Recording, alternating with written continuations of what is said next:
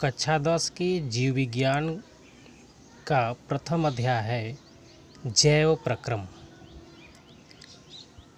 अर्थात किसी जीव की वे समस्त क्रियाएं जिनसे वह जीवित रहता है जैव क्रियाएं कहलाती हैं तथा उनके इस प्रक्रम को जैव प्रक्रम कहते हैं।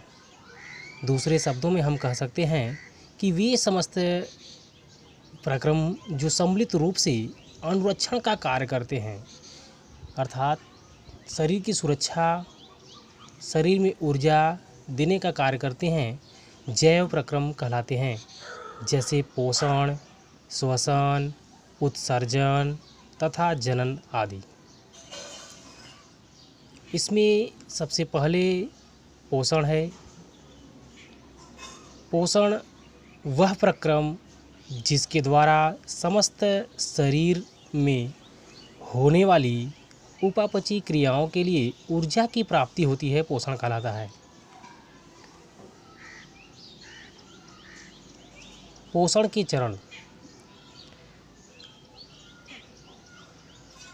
कहने का अर्थ यह है कि पोषण के द्वारा ऊर्जा हमें कैसे प्राप्त होती है, उसे 5 चरणों में बांटा गया है। जिसमें पहला है अंतर्ग्रहण, जिसे इंजेशन कहते हैं। दूसरा है पाचन, डाइजेशन कहते हैं। तीसरा अवशोषण, एब्जॉर्प्शन। चौथा स्वांगीकरण, एसिमिलेशन तथा पांचवा बहिक्षेपण, जिसे इजेशन कहते हैं। इसमें अंतर्ग्रहण का अर्थ है भोजन को मुख में लेना और उसे अच्छी तरह से चबाना। दूसरे का अर्थ है पाचन, भोजन चबाने के पश्चात हमारे स्टमक और आंतों के द्वारा भोजन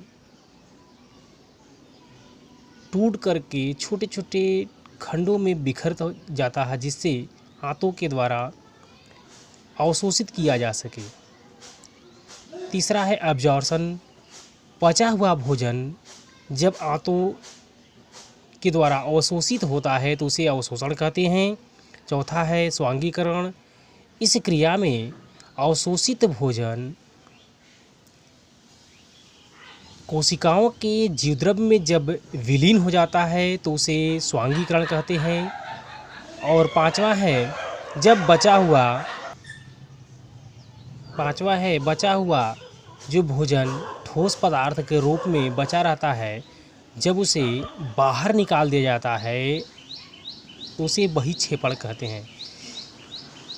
ये पांचों चरणों के पश्चात पोषण की संपूर्ण क्रियाएं पूर्ण होती हैं। अब आती है बात कि पोषण की क्यों आवश्यकता होती है। तो बता दें कि पोषण शरीर की जैविक क्रियाओं को चलाने के लिए जो भी ऊर्जा की प्राप्ति होती है, उसके लिए पोषण की आवश्यकता होती है। शरीर में जो भी टूट फूट होता है, टूट फूट की मरम्मत के लिए पोषण की आवश्यकता होती है तथा शरीर की कोशिकाओं की वृद्धि के लिए, उनकी आकृति आकार के लिए पोषण की आवश्यकता होती है।